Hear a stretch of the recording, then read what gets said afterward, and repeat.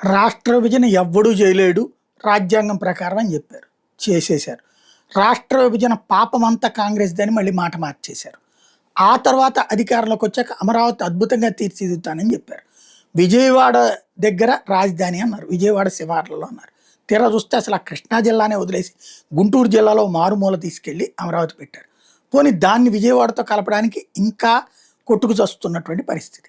దానికి తోడు డెత్ సిటీలుగా ఉండకూడదు, యాక్టివిటీ సిటీగా ఉండాలి.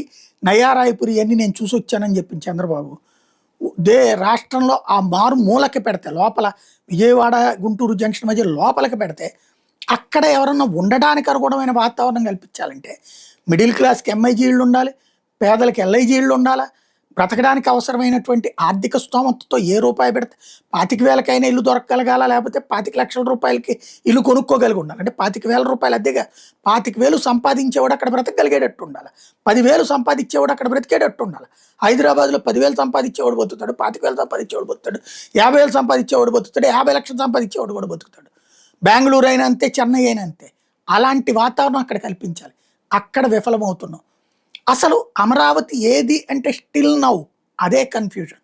అమరావతికి చట్టబద్ధత బిల్లులో రాస్తారు, ఏమైపోతుంది దాంతో? కావాల్సింది ఏంటి? అమరావతి మహానగరం తయారు కావడం. మహానగరం అంటే ఏంటి?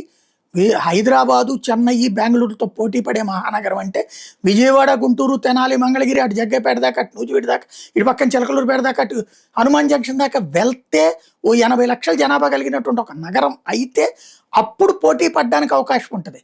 అలా కాకుండా 29 గ్రామాల్లోనే కేంద్రీకృతం చేసుకుంటే అక్కడే నడుస్తుందంటే దాన్నే అమరావతి అంటే అది రాష్ట్రానికి రాబోయే తరాలకి ద్రోహం చేసినట్టే. మరి ఇప్పటికైనా సరే బిల్లు అక్కడ పెడుతున్నారు చట్టబద్ధత, ఇక్కడ ఇప్పటికైనా ఒక నగరాన్ని ప్రకటిస్తారా లేదా?